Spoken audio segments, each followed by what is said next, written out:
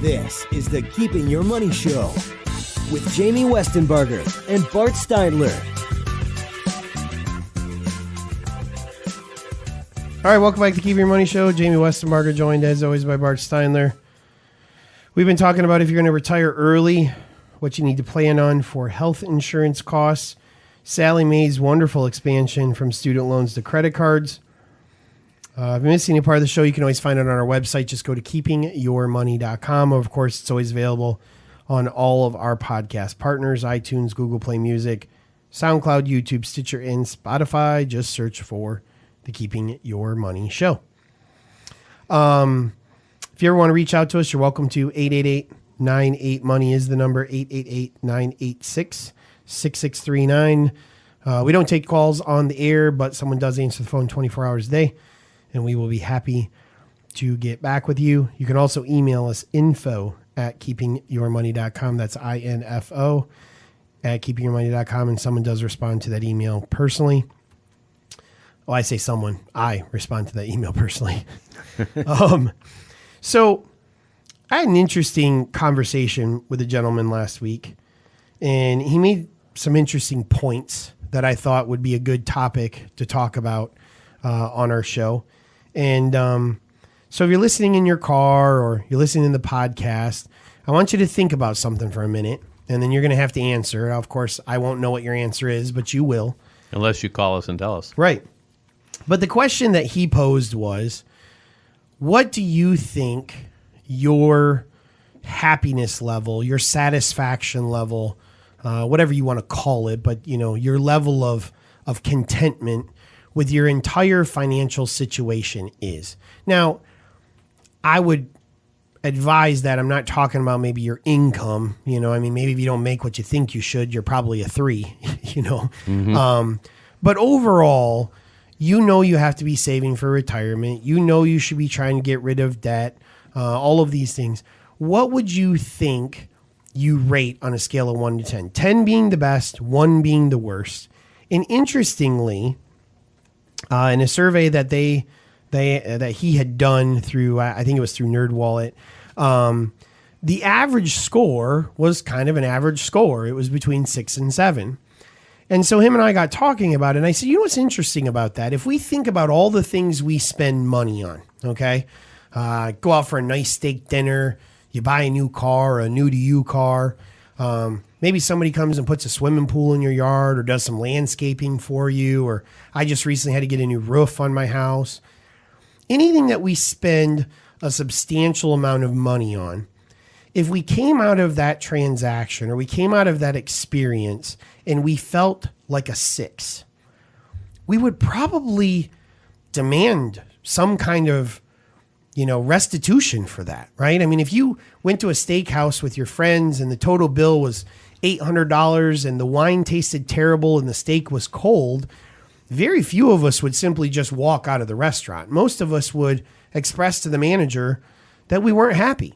I spent $12,000 on my roof. If the first night I had it leaked, I would not be happy. I think the installer would be hearing about it first thing in the morning. Absolutely. But if you think about the average American and their financial situation, okay, and that could be your estate planning, that could be your life insurance planning, that could be your CPA and your taxes, that could be your overall just investment portfolio, right? Mm-hmm. If we take into account asset fees, investment fees, broker fees, whatever, and we say the average is somewhere around 1.5 to 2% that you're paying out of pocket, right? Whether you write a check for it or whether it just comes out of your account, that's kind of the national average. If you have $1 million portfolio and you're paying $15,000 a year out of that portfolio for its management, and you're a 6, why would you tolerate that? We just got done saying we would never tolerate that in any other situation ever. Yet, time and time again, people come in, we look at their stuff, they're unsure of whether they'll be able to retire. They don't know what kind of income they can draw. They've never looked at their estate plan or it's 15 years old. they don't have a CPA, and they screwed up their taxes 3 years ago using an online program.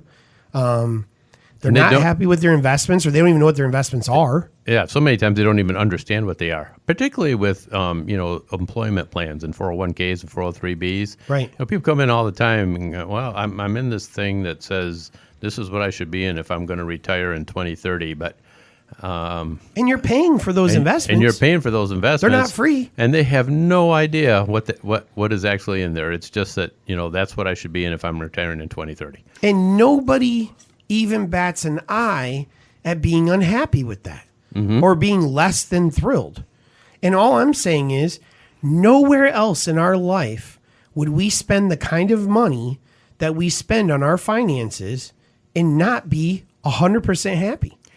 Even if you take the aspect of the money you spend, the time you spend working to generate that money that is going to provide your retirement, and the fact that you put it into the hands of a person or a group of people or a company or whatever, a company, and you don't really feel like you're really getting anything for that, or you don't really have any idea what that's going to do for you in 10, 15, 20 years.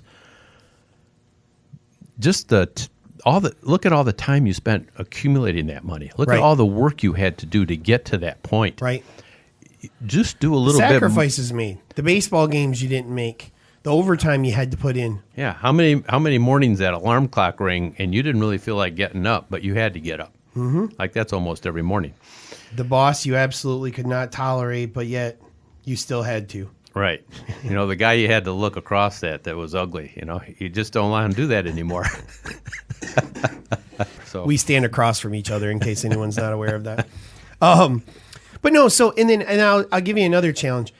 If you said 10, maybe you said 9, because I know some of you out there listening, and you're like, oh, I'm a 10. Okay. Yeah. So let's evaluate what a 10 looks like. Your estate plan's 100% up to date, and it does everything it's supposed to. You don't even have to look at it. It's perfect. Everything's titled appropriately. Your beneficiaries are all correct, and you never have to worry about if something happened to you or your spouse. That's one, right? Mm-hmm. 2, you absolutely know you have the right amount of insurance, home, auto, life, disability, long-term care if necessary. You have the right amounts, and you're paying the best prices on all of that. 3, you're saving enough money to meet the goals that you need to make, and you're invested properly to make sure you meet those goals. And 4, how much income you're going to be able to take out, when you're going to be able to take it out, and it absolutely meets your needs in retirement. If you can answer yes to those. Throw in some tax planning too. Well, I was going to say you're a 9. Okay. And then a 10 would be you actually are doing tax planning proactively, and your CPA is finding deductions and reasons for you to do things differently. And on an annual basis, you're not upset on April 5th. Well, maybe you're upset because you have to, you paid too much, because we all pay too much. But you're not upset or surprised because you've been proactively looking at that. Yep. If you honestly can't say those things and you're working with professionals, I honestly just have to ask, why are you working with them? Why are you working with people who are not providing the service you're paying them thousands, if not tens of thousands of dollars a year to provide? You would never tolerate that anywhere else. So it's a simple equation. Either you're being provided the service you need or you're not. And if you're not, why aren't you looking for somewhere that will? Good question. Right? Yeah. And it wasn't intended to be a self-serving commercial or anything like that. But our number one goal when we sit down with someone is, I want them to be a 10. I want to make them a 10 when they walk out of here. Even if they don't become a client, at least show them what needs to be done for them to be a 10, for them to know that they're in the right position. And I'm going to tell you, from meeting with thousands of people over my nearly 20 years in this business, none of you are a 10. Well, maybe one of you. There's probably one person listening who's legitimately a 10, and that's probably a client of ours. Yeah. But no, honestly, it's very rare for someone to walk through our door that is completely prepared and put together, simply because we have fragmentation in the financial industry. You have asset managers, you have planners, you have estate planners, you have accountants. They all work in different offices. They all work for different companies. And unless they're strategically aligned to coordinate with one another, they don't. So what have we done from the day we created this company, from the day we started doing this radio show? How do we make people's lives simpler? How do we make things so you can feel confident in what your strategy is? And I mean, I hate to speculate, but I just don't see a lot of competition out there that's doing the same thing. That's right. And I'm thinking back to somebody who called here last week, and I called them back, and we had a conversation over the phone. And, you know, from an asset management point, they didn't really have that much to work with, and they realized that was a problem with them. But they also realized that, you know, estate planning was a real problem. They also realized that they didn't have enough insurance in case something did happen to them. They had several areas that were of great concern to them, and they were able to get those addressed and start the process of fixing those things with one phone call. Now, this person works at least 40 hours a week, and just like everybody else, you know, they have 2 children, so there's another thing that is, you know, time consuming in their life. So you add the 2 children plus 40 hours a week, you're a busy person. And it's really hard to get these things done, especially if you're going to all sorts of different locations and all sorts of different companies to achieve these goals. Yep. So if you are not a 10, when I ask you that question, be honest. If you're not a 10, give us a call. We'd love to help you. We'd love to help you approach being a 10 and understanding what needs to happen for you to be a 10. First consultation, absolutely free, no obligation. 888-98-MONEY is the number. 888-986-6639. Somebody answers the phone 24 hours a day, and we'll be happy to get back with you and get you on the road to being able to say you are a 10. Oh, there you go. You're a 10. You're a 10, Bart. Thanks. Me and Bo Derek, huh? All right. Coming up, we're going to talk about the Secure Act and how it's a hidden money grab for many of us right here on the Keeping Your Money Show.